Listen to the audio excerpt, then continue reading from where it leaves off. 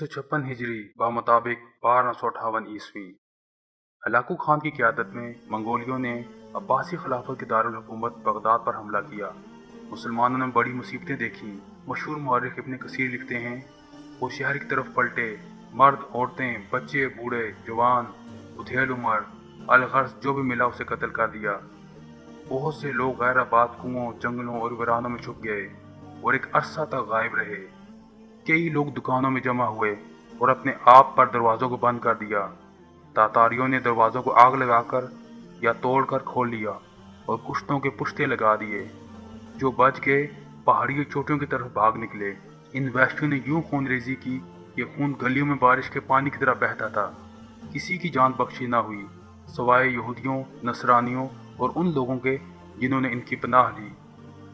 उम्मत मुसलमा अपने गुनाहों और नाफरमानी की वजह से कमज़ोर हो गई और उसकी ताकत जाती रही थी। इन मुश्किल हालात में जबकि उम्मत मुसलमा मिन हैसुल मजमू पिट चुकी थी, तुर्कों के मशहूर कबीले काई के सरदार अर्तगल गाजी के यहाँ एक बच्चे ने आंख खोली। वालिदैन ने इसका नाम उस्मान रखा। उस्मान इसी साल पैदा हुआ जिस साल बगदाद में अब्बासी खिलाफत का खात्मा हुआ। इसी उस्मान की तरफ उस्मानी सल्तनत मंसूब की जाती है। उस्मान का अपने वक्त के मशहूर बुजुर्ग शेख अदाबली से कल्बी ताल्लुक था। उस्मान अक्सर शेख अदाबली के यहाँ जाया करता।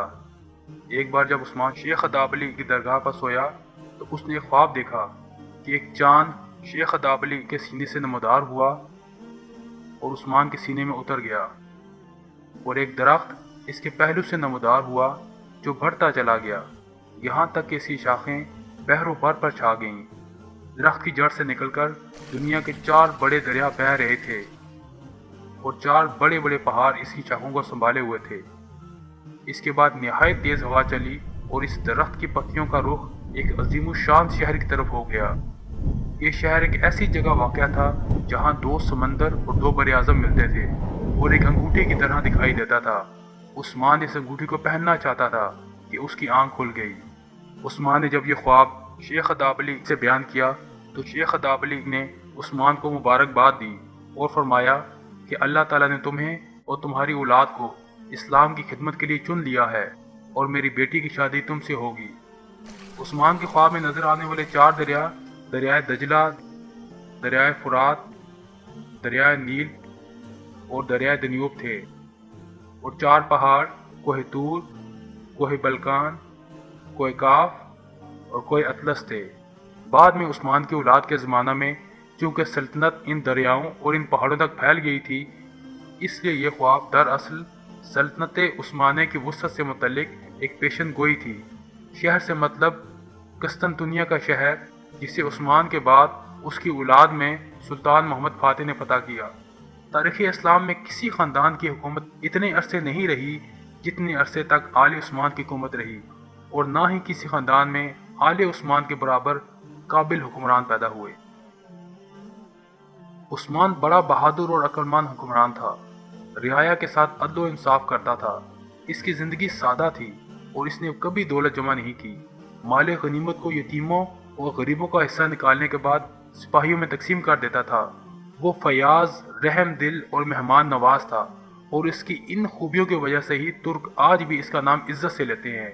इसके बाद ये रिवाज हो गया कि जब कोई बादशाह तख्त पर बैठता तो उस्मान की तलवार इसकी कमर से बांधी जाती थी और दुआ की जाती थी कि खुदा इसमें भी उस्मान ही जैसी खूबियां पैदा करे।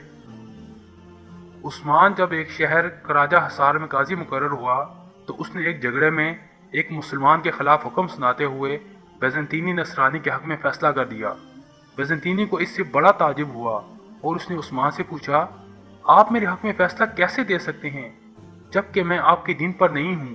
तो उस्मान ने उसे जवाब दिया, मैं आपके हक में फैसला कैसे ना दूँ जबकि अल्लाह ताला जिसकी हम बंदगी करते हैं हमको इंसाफ करने का हुक्म फरमाता है। उस्मान के इस अदल इंसाफ की बदौलत ये शख्स और इसकी कौम को हदायत नसीब हुई और वो मुसलमान हो गए। 1281 में अर्तगल गाजी की वफात के बाद उस्मान जब अपनी कौम का रईस आज़म मुकर्रर हुआ तो उसने बड़ी दानाई का मुजाहरा किया और सुल्तान अलाउद्दीन की नसरानियों के खिलाफ मदद की।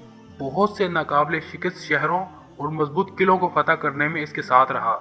इसी वजह से दौलत सलाज का रोम के फरमारवा سلجوقی سلطان علاؤالدین نے اسے بڑی عزت دی، اسے اپنے نام کا سکہ ڈالنے اور اپنے ماتحت علاقوں میں اپنے نام کا خطبہ پڑھنے کی اجازت دے دی۔